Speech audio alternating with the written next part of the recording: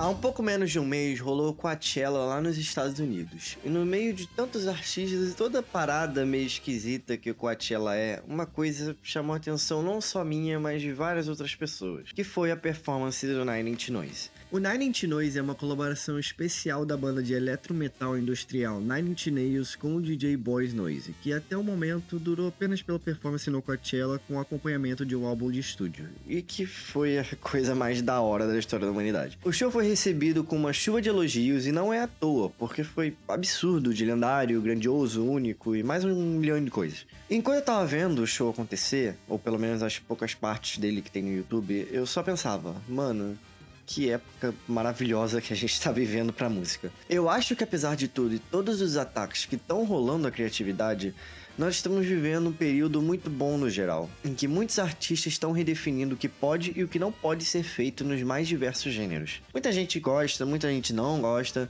mas tem pelo menos uma coisa para todos os gostos. E atualmente a gente tem um volume de artistas e oportunidade de achados que nunca esteve tão grande. Parte do porquê eu pensei isso foi vendo a performance em si, que foi absurda e mostrou por que música deve ser experienciada ao vivo. E um dos motivos pelo qual eu acho tão importante é porque estamos vivendo uma época em que música ao vivo especificamente é atacada, que é a época da inteligência artificial. O negócio é o seguinte, gravações, álbuns, EPs, etc. existem e são a sua própria forma de arte relacionada.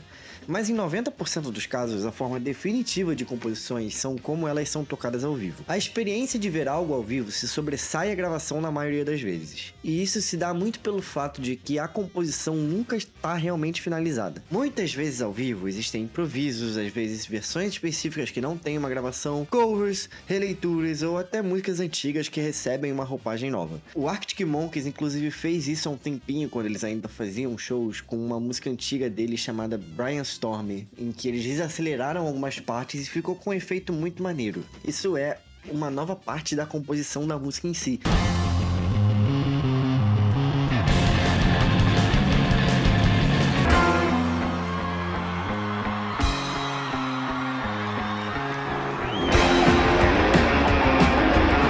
O Nine Inch Nails é justamente uma releitura que foi experienciada primeiramente ao vivo de uma forma muito única. E isso se dá muito porque a música não é um produto, é um processo. Eu não sei outros músicos, mas pra mim a melhor parte de fazer uma música é o fato de que, além de eu ter feito ela, eu posso tocar ela. Assim como eu posso tocar várias outras músicas de vários outros artistas e adicionar a minha própria leitura nelas. É justamente um processo de aprendizado, não de algo objetivo, mas do que fazer com que aquela música, melodia, ter novas ideias e exercitar elas. Algo muito parecido com escrita ou pintura. Às vezes você apaga, joga tudo fora, recomeça, ainda se baseando numa ideia central que fica ali, mas de forma completamente diferente. O negócio é que, diferente desses, a música, ao vivo pelo menos, pode ser eternamente mudada e se manter a mesma música, se tornando um processo eterno. E o negócio mais engraçado dos defensores de inteligência artificial é que eles não entendem isso. Now, it's not really enjoyable to make music now. It takes a lot of time, it takes a lot of practice. You need to get really good at an instrument or really good at a piece of production software.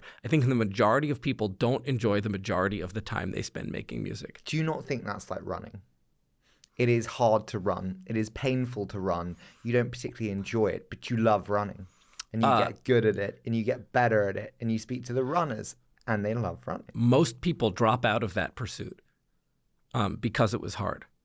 And so I think... Os responsáveis por inteligência artificial não entendem arte como um processo, como algo que você deve necessariamente errar para aprender, e algo que seja prazeroso para praticar. Eles entendem apenas como um produto final, como uma peça em si, um olhar que é mais de consumidor do que de artista. O problema é quando esse pensamento consumidor começa a ser a norma. A arte para defensores de inteligência artificial não é vista como uma habilidade que você deve desenvolver, mas um produto que deve ser feito de forma massiva. E tudo bem que discussões sobre música ser de fato feita de forma massiva na era das gravações já acontecem há décadas, mas mesmo no formato que a gente vive hoje, não tem exatamente uma automatização. Existe um processo de gravação e composição humana por trás que é importante e complexo. E também não é como se a habilidade necessária em si para fazer essas composições fosse complexa. Mesmo músicas que parecem mais tecnicamente desafiadoras, como o próprio Nine Inch Nails e consequentemente o Nine Inch Noise, não são muito disruptivas da teoria musical básica em si, sendo muito mais sobre a energia que é colocada nos timbres e na estrutura da música do que sobre uma complexidade melódica. Basta ter o mínimo de habilidade para saber o que você está fazendo, o mínimo de conhecimento, algo que vem sendo minimizado pela bolha das IAs.